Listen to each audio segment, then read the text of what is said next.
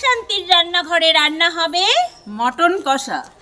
Mutton কষা বানানোর জন্য সমস্ত উপকরণ তৈরি করে নিয়েছি। কড়াইতে কিছুটা পরিমাণে তেল দিয়ে দিয়েছি আলুগুলো ভেজে নেওয়ার জন্য। তো আলুগুলো তেলের মধ্যে দিয়ে দিয়েছি নাড়াচাড়া করে। আর এদিকে আমি দেখো মিক্সির মধ্যে আদা, রসুন, শুকনো লঙ্কার জিরে আর একটু কাঁচা লঙ্কাও দিয়ে পেস্ট করে নেবো। আর আলুগুলো ভাজা হয়ে গেছে, একটা পাত্রে তুলে নিলাম। তেলের মধ্যে জিরে, তেজপাতা, শুকনো লঙ্কা, গোটা গরম মশলা দিয়ে তার মধ্যে পেঁয়াজ কুচি, একটু টমেটো কুচি দিয়ে নাড়াচাড়া করে নিয়ে একটু লবণ, একটু হলুদ দিয়ে নাড়াচাড়া করে নিলাম। আর এদিকে মটনগুলো ধুয়ে রেখেছি, তার মধ্যে দেখো আমি একটু লবণ, হলুদ, একটু তেল, একটু মশলা দিয়ে ভালো করে মাখিয়ে নিলাম।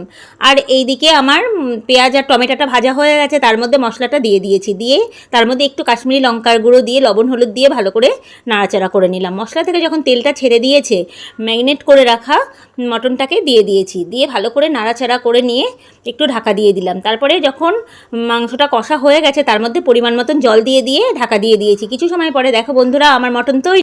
বন্ধুরা, আমাদের মটন কষা তৈরি হয়ে গেছে। টেস্ট করে দেখি কেমন হয়েছে।